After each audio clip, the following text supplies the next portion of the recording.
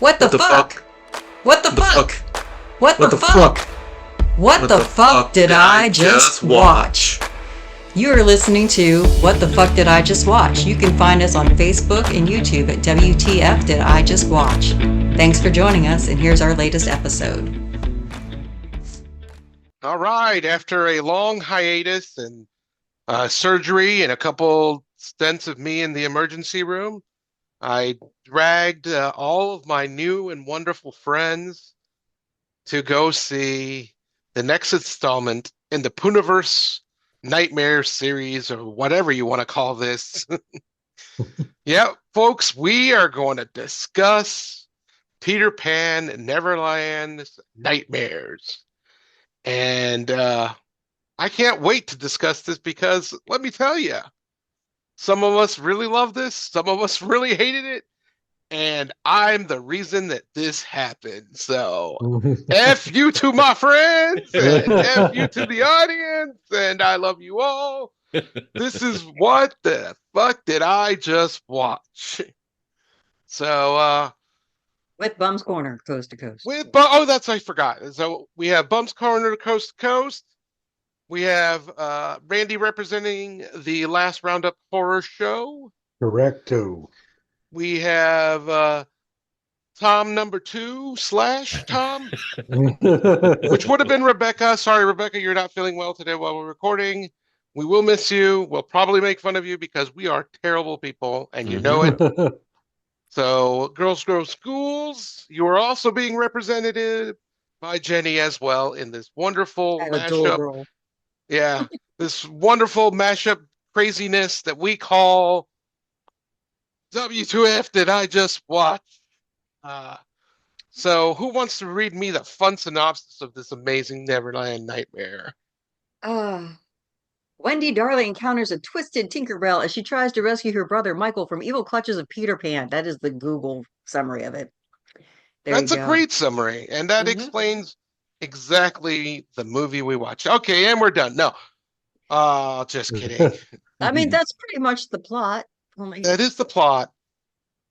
Like I said, this is a part of the Poohniverse. And I'm just gonna kick it off the bat. I think these movies get better each entry that we get. That first Pooh Blood and Honey movie was a rough movie for all of us, with the exception of the opening credits, which we have discussed. The second one got better, even with Jenny getting annoying with bitch, known as the Tigger. Badly done. You couldn't even say any bitch. There was no conviction behind it. You got to be like, he was like, bitch. And this one had, I mean, I thought Peter Pan was really cool, especially the beginning when we first get introduced with him, when he's like under this like cellar thing, kind of reminiscence of Evil Dead 2. But this Peter's like, I'm going to get you with this creepy voice that I love to use on people. It was just, I don't know. Even there was just scenes of him dancing around and doing like weird mime things that I thought, wow, this is pretty freaking amazing. But let everyone. I just want to interject this one thought. So I will agree, without a doubt, the movies do improve. Like from where we started to where we are now, each installment has been a little bit better. But like I said before, it's like saying that this Republican has the least sexual assault allegations, so he's safe to be with. No, he's still a fucking predator, and these movies still fucking suck. They're just getting better. They're getting better. So that's Jenny's 2 takes on it. Let's hear somebody else give a little fun take on this so far from the beginning. Thoroughly enjoyed it. I thought it was a great movie. Not great as in like Citizen Kane, but as far as cheap horror movies go, this is up there. I'd easily give it like a 7 out of 10. And what I loved about it was the sympathetic villain. So, you know, a lot of the slasher movies, it's more about revenge. But Peter, in his own head, I think, was saving these kids from whatever horrific abuse he went through as a child. So he saw himself as the hero. And again, like Tom and I were talking about it last night, he went on just a fucking gory journey to get to the point where he was, trying to save Michael. Yeah. But I thought it was a lot of fun. I think he's a great character. I'm looking forward to seeing him in these weird little crossovers that they're doing with like their horror version of the Avengers with all of these, public domain characters. But this was an Universe. absolutely solid entry into the Poohverse. No surprise, I've got to agree with Mike. I don't have to agree with Mike. I just do.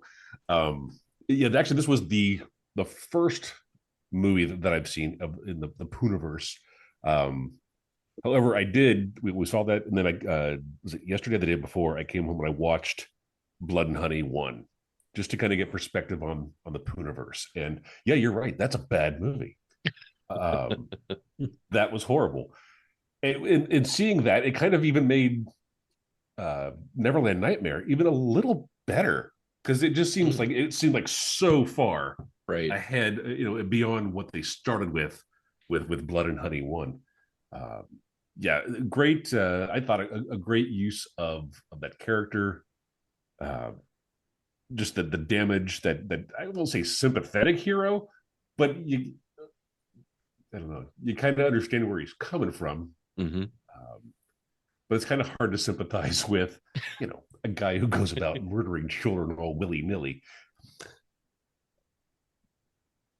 But it wasn't really willy-nilly. It was all boys, and it was all a certain age. Well, and also I think you're wrong. Like that he wasn't trying to save them. And there's a couple reasons why I completely disagree with the sympathetic villain. Now, interesting and kind of funny, sure. Creepy as fuck, well acted, I'll give you all that. But one, the reason why I don't think he was really trying to save them is because there's those lines he has with Tinkerbell where he's like, you know what I'm really doing with them. So all along, he's never really trying to pretend like he's taking them to Neverland. All along, he's just murdering them. And in his head, there's some kind of reason why he thinks that this is going to save himself, not them. So, and if you also recall, anybody who disagrees with him, he keeps locked up in his dungeon and tortures for the entirety of their lives. I mean, So we all have our hobbies. I really can't go with Can't- that he's trying to save these kids because he thought they were unappreciated, to the point where he even manipulated Tinkerbell. He made Tinkerbell think that they were not wanted when their family actually loved them. So I don't really see the sympathy part there. I do see where they give him a background where they imply that he was abused as a child as well, but he falls into the line of, instead of him becoming something better, he became something worse. Hmm. You know, instead of sympathy for other abused children or trying to save them for real, he just kills them and abuses them. So, so I did not get sympathy there. But he was a fascinating creature Mm-hmm. in a lot of ways, and like his facial expressions and his animation, not like drawn, but his physical animation was really well done. I that was one of the good points of the movie for sure. So Yeah, the bad points his are the story dragged a lot and a lot of shit just didn't fucking make sense. his Not in the performance was sense like great. supernatural not making sense, but in the sense like, where is this plot even fucking happening? Right. Yeah. Well, Randy, what did you think? Because you haven't gotten your Oh take yeah, on it. I was just I agree with you guys, John Paul, Mike, and Tom, and Jenny. I'm gonna dissent here, but yeah, I thought this was pretty good. I've been subjected to, with other podcasts I did, primarily one with John Paul, some of the worst movies you can imagine watching, and this was nowhere near as bad as any of those. This is I agree, and the trilogy so far, the best entry, the most competently directed. Um, Even though it's light on story, I felt like it had more of a depth to the story, than the other two. I mean, the other two are straight up grind. Let's meat grinder movies is what I call them. Like, you're putting people in to just grind them up. This actually had a point, I thought, and so far we've seen two different takes. I'm more inclined to agree with Jenny on that fact. I think this guy knew exactly what he was doing, and he created this Neverland to kind of ease the children's mind into what he was doing. I don't know if it was some sort of sick satisfaction or he had some sort of psychosis, because he clearly had trauma when he was a kid. But whatever he was thinking, and I'll point to one thing I noticed. Spoiler alert, if anybody cares that's watching this, but there's a scene where, like in the original Peter Pan series, or different versions of it. Peter sees his shadow on the wall. Now, at one point, he levitates, and then Tink comes in, and he's on the ground.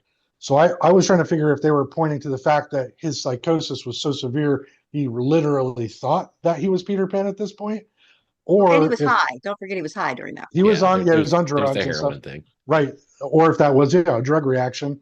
I don't know. And I liked a lot of the kills in this were practical effects. I'm a big practical effect. If you're going to do it in movies like this, like Terrifier is a good example, let's do it. You know what I mean? Yeah. And they did it in this. So if you're a gore hound like me, and I'm not a gore hound in a weird sense. I like to watch it and try to figure out how they did it. You know what I mean? It's interesting to me to see the special effect, actually how it works. It's pretty cool. And these were seamless. Like if you're going to break somebody's arms off, that looks like that's how you do it. Yeah. So, but I made a couple of notes, not to be long-winded, but Peter Pan's played by Martin Portlock, and he is fantastic. I really think this guy's got a pretty good future, especially, I mean, if you think about like Art the Clown I don't think it's going to get that level. Don't get me wrong, but Art the Clown, 5 years ago, nobody knew who the hell that was. I feel like this guy's going to get roles, much like the guy that's in all Rob Zombie's movies now. He was in 31. John Paul, do you know that dude's name off the top of your head? Can't think. Who's in I Three mean- from Hell as the new character in Three from Hell? I can't think of his name. The I one don't that's But got know his what I wife. know what you mean. Yeah, but I'm just saying, like, I see them using this guy more because he has that thing, a presence, like he is really giving this character, instead of just, I'm a cardboard slasher, he's giving it a personality. I really appreciated that. Richard Brake, And then does that sound right? Richard Brake, that's him. Yep. Like he's got that kind of range. So I'm thinking that this guy's going to get more work. I hope so. He seems like he's really great. Wendy Darling's played by Megan Placido. I'd never heard of her before this, never seen her anything. Really, really well done. Final girl. I love when a final girl can actually final girl, and she was giving it just as good as she was getting it. I love that. She was great. And this Kit Green, I couldn't find much about this actor playing Tink. I mean, when they first introduced Tink, I don't know about you guys, I kind of cringed because I was like, oh man, are they going to make fun of this whole thing? I mean, you know what I mean? But I really felt like it was necessary to the story and well done. And at the end of it, I didn't feel like anybody was using that as a, um, carrot Dispute or, hatred. exactly, Yeah, dispute it hatred. wasn't, yeah. Yeah, so I'd like us to discuss Tink as a character in this movie because I thought okay. Tink was a different, an unexpected thing. Mhm. The only thing I heard originally, before this movie came out, they were going to explain that Tink's going to get high on heroin. And I thought, what? And I thought, how are they Dust, going if you don't mind. No, Right, just kidding. Pixie does, exactly. And how are they going to actually pull this off? And I thought even just the way they did the character, and let's just not beat around the bush. The character was a trans character. I thought that was a different take and a very interesting take, the way they used that character in this movie. And it wasn't like for cheap thrills. It wasn't to make fun of that community in any way. It was actually a really interesting way they used the characters. That's another reason why I think I enjoyed this movie, because like we talked about, there was a little bit more depth and a little bit more story Well, now I than, like think Randy about said, just that, a grind of kills.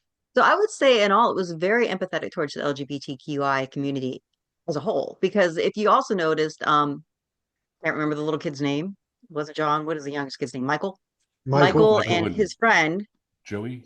they appeared to be gay leaning. I mean, they looked like a couple. That was kind of the implication I got out of it.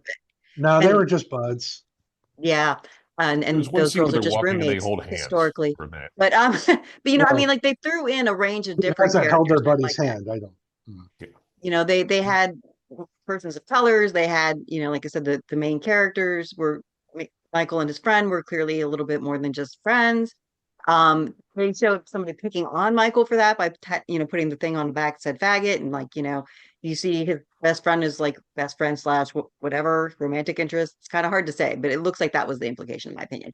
Taking it off and standing up for both of them, I thought in general is and how they portrayed Tinkerbell slash I think the character's name was Tim before they became Tinkerbell. Yeah, it was Tim. The family was sympathetic to him. The father honored her by keeping everything there and talked about her Mhm. being a her. So I thought it was really, yeah, again, not about picking on them, but being gentle about what Yeah, they go the father just wanted the child back, and that was kind of cool to see as a change up in a lot of these kind of storylines. They'll be like, I was glad he left, like that Right. kind of stuff, or drunk. And that they played the dad as like, hey, I just want my kid back, I don't care what, I just want my kid back, which was kind of cool for, I mean, for a slap. This is the cool thing about horror movies. I hope we can all agree with this. Is like there's so many people who think that this is just about, hurting and murder and stuff, and it's about so many different things. I mean, you're putting social commentary in these things, and we're talking about it right now. You know what I mean? That's this little low budget movie had a ton of social commentary in it, and I think that's the most endearing thing about horror films when they're done right is you can take away a bunch of different, uh, you know, a bunch of different takeaways. I mean, at the end of the day, from it, Mhm. different messages. So, It's a lot like sci-fi where you can sort of quote unquote sneak your message in Yeah. mhm. underneath the story. Yeah. So you can look at the face value and just see, oh, this guy is, killing a busload of boys for fun and profit. Or you can kind of look behind the veil and see what is it that that director and producer are trying to what are they trying to tell you? What are they trying to say Right. behind that scene? Yeah. So and I agree with you. I think it was well done. I don't think it was pandering in any way, shape, or form. It was just here are these kids, here's what they're going through, and here's what the parents are going through at the same time. Mhm. Something in fact, Tom and I were talking about this last night. I thought it was interesting that for Peter to punish Tinkerbell for seeing through the veil of illusion and saying, this isn't real. There, there's something not right about this. He took her arms away from her, and we thought it was very akin to plucking Tink's wings. He took away Mhm. her escape. She Mhm. you can't do. It's really hard to do heroin without arms. I'm still kind of in pain a little bit from testing it this morning, and it's not as easy as you think it would be. Got to learn to use your feet. Come on. And that's what I Yeah. was doing. I forgot, like I cannot sit crisscross applesauce, let it go alone, like get it up close enough. But anyway, that's for another show. But just the way the characters were portrayed, and I kind of agree with you about the is it Michael was the young man and John was the brother, right? Am I Right, the getting older the names brother. right? Okay, yeah. Yeah. I think there were romantic inclinations between him and the best friend too. So I agree with you there, but just it was handled very well. It wasn't, oh, shock value, look at this. It Right. wasn't the trauma in your face. Oh, look at this gay person. Now we're gonna like smear them on the wall kind of thing. It was more subtle and you could tell there was a lot of care behind it too. Mhm. Which that kind of goes to, so it leads me into one of my big complaints about it was Joey. That was the friend's name. The treatment of him and his family in the end. Like they were made, like, in a sense, the most disposable characters. And I didn't like that. Like it was just like, everybody else, like Michael's entire family survives without even, much. And Wendy, of course, goes through some shit. Michael goes through some shit, but the family's fine. Joey's family gets slaughtered. Like, and meanwhile, Wendy's just like, it was just so meh, like and icky. Not because it was like gross or scary, but just icky the way it kind of felt about how they made that family so disposable to the point where like you think Joey gets away in the end, and he may have, but you don't see him after that. He's not Mm. showing up with his best friend's birthday the year later. He's just disposable. It's like watching Lords of Salem and wondering what the fuck happened to the dog.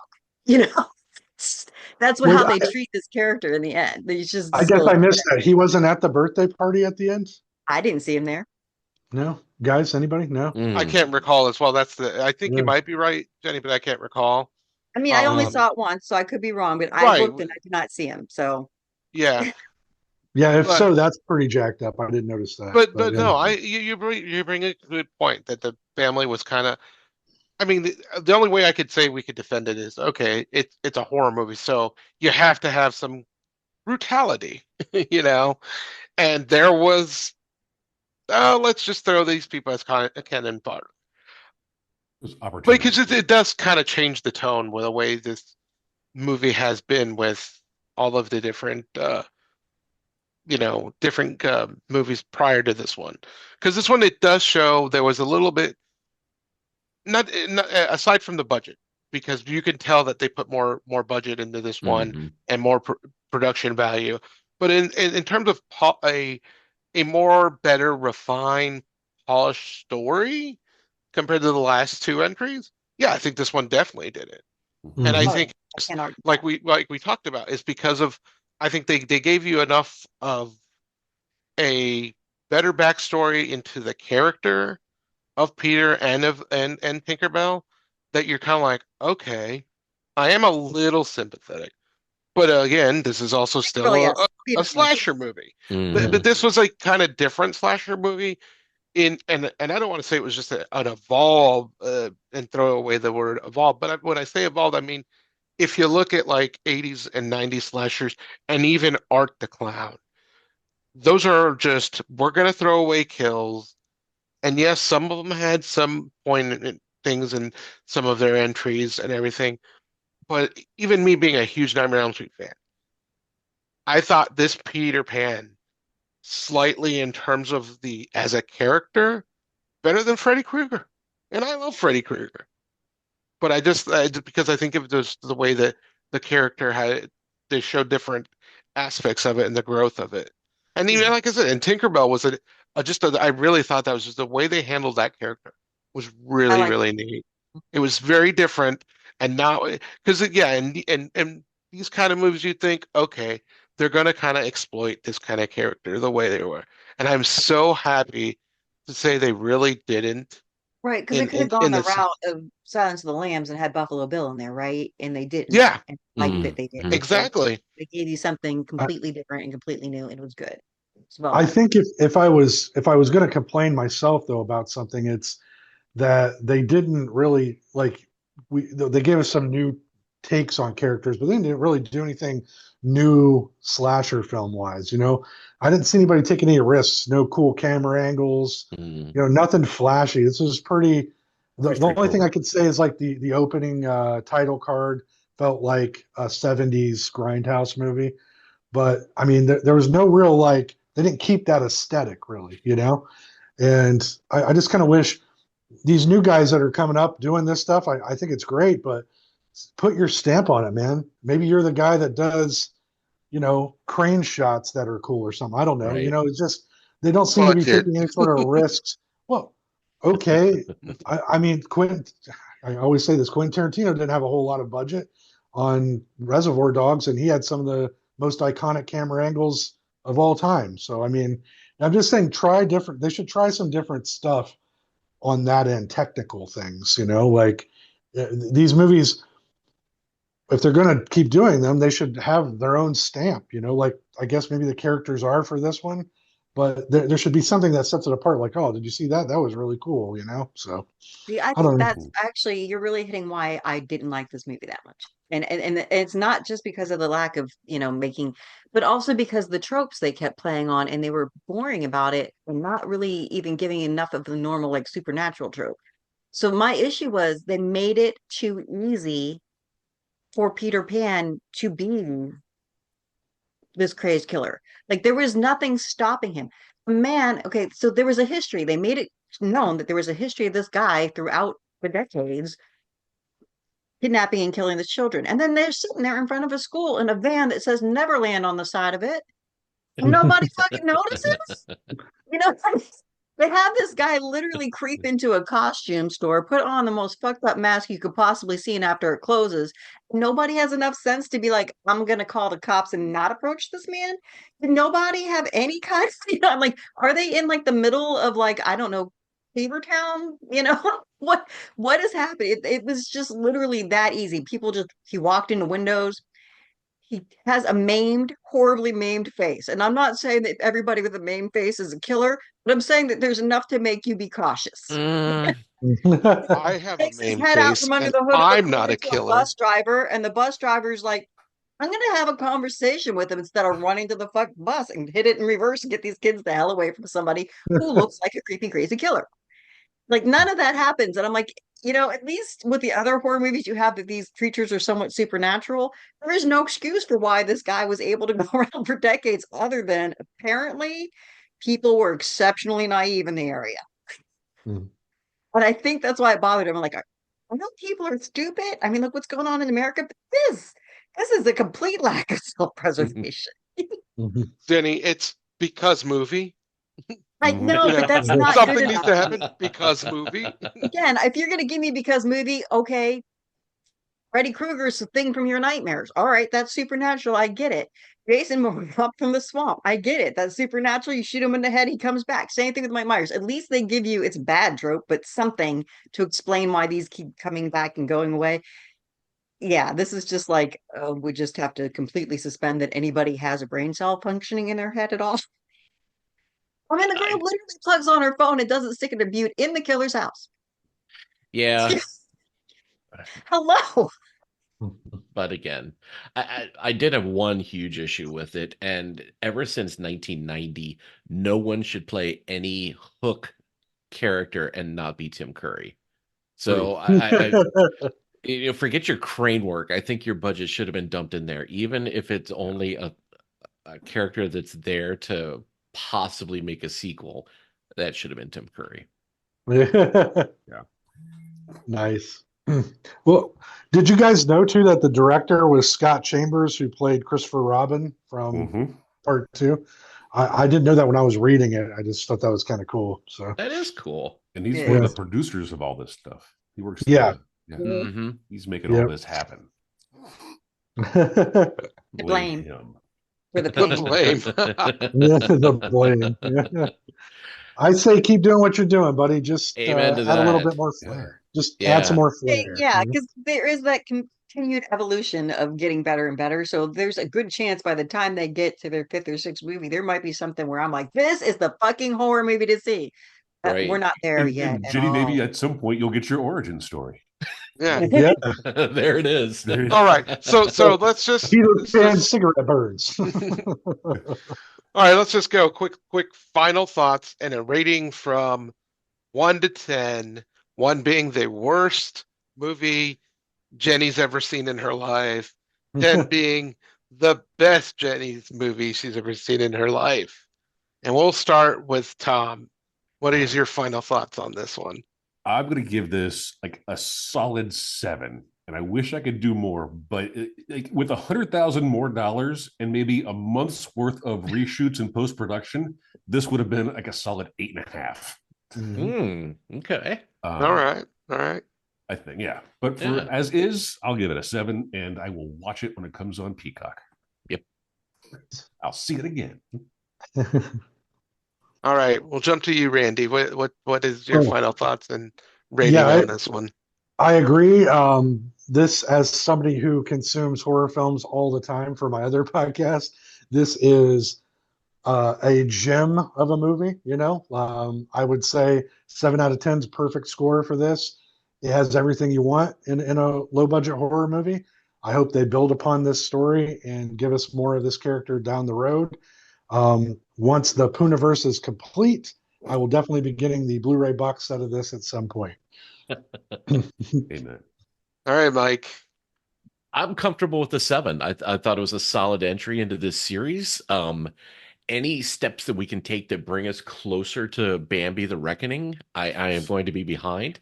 Again, I think the first 2 Pooh movies suffered because they had to be first out of the gate to get that credibility when everything went public domain. With Peter Pan, you could tell they did have a little bit more runway to work with.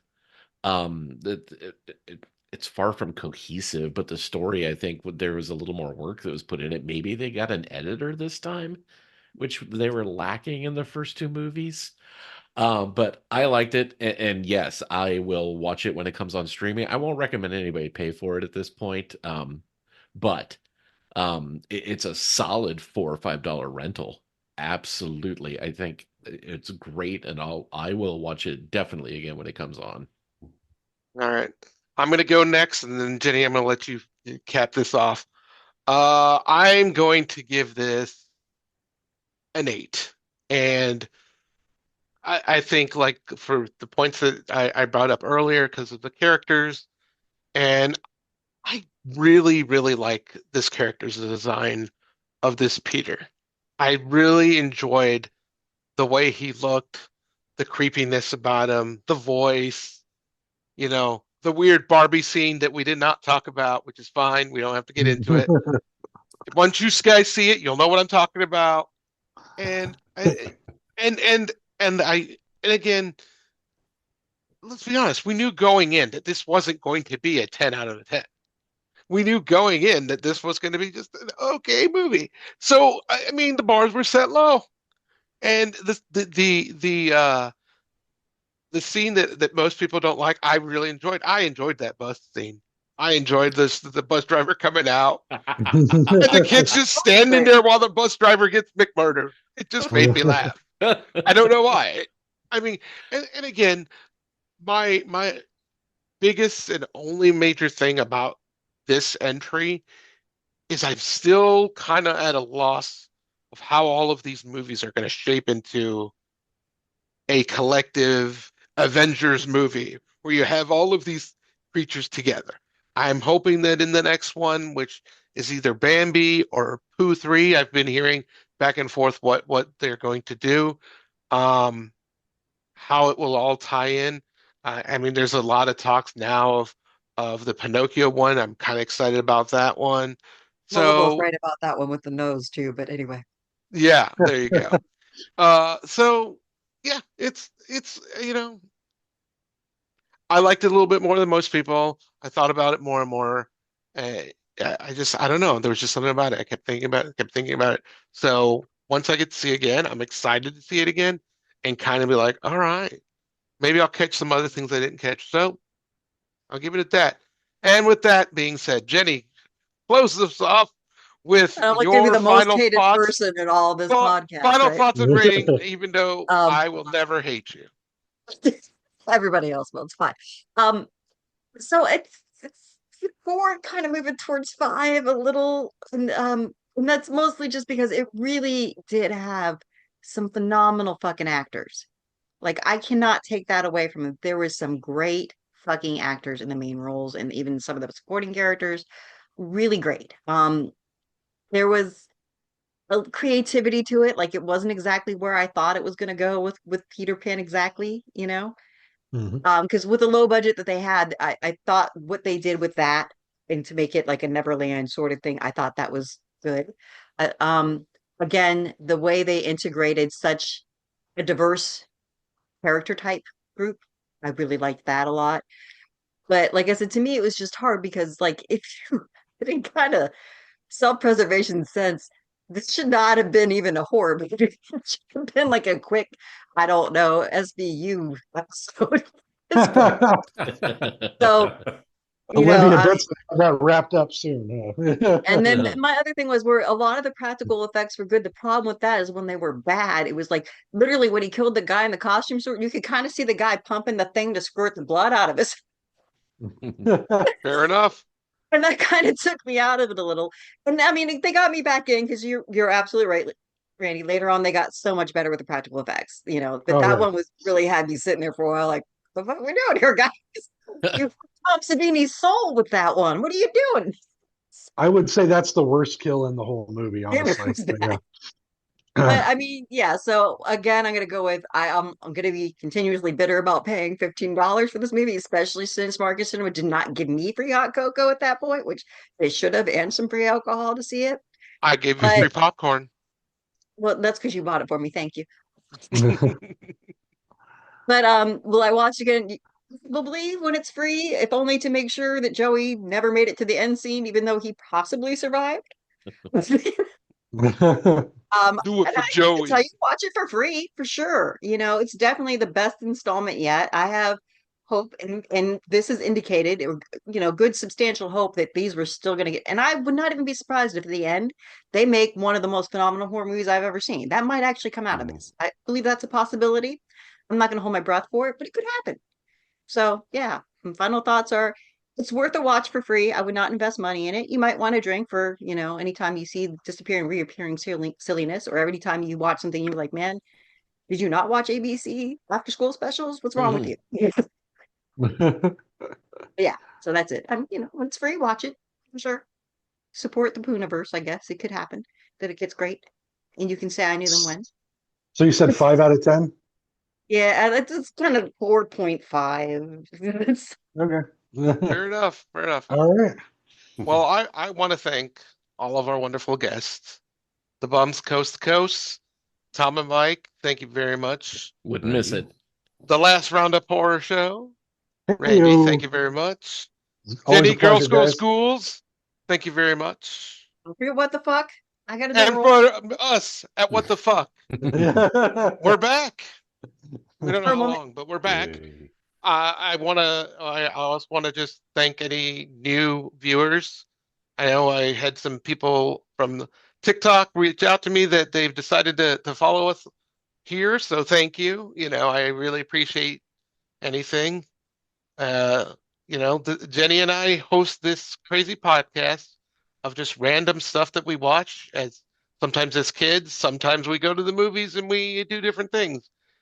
And we always will say, we welcome any guest. Reach out to us if you want to be a guest and you want to say, hey, would you be interested in watching this movie with us and we talk about it? Yes, we will. No matter how fucked up the movie is. It doesn't matter. We just talk about crazy stuff. What we do at What the Fuck Did We Just Watch? Because we always wonder, what the fuck did we just watch? So yes, thank you all. And say goodnight, Jenny. Good night, Jenny. Good night, Jenny. All right. Hey, there it is. It was a pleasure, guys. Have a good one. Always take care. You have been listening to What the fuck did I just watch? You can find us on Facebook and on YouTube at WTF Did I Just Watch? Thanks for listening, and we hope you'll join us again soon.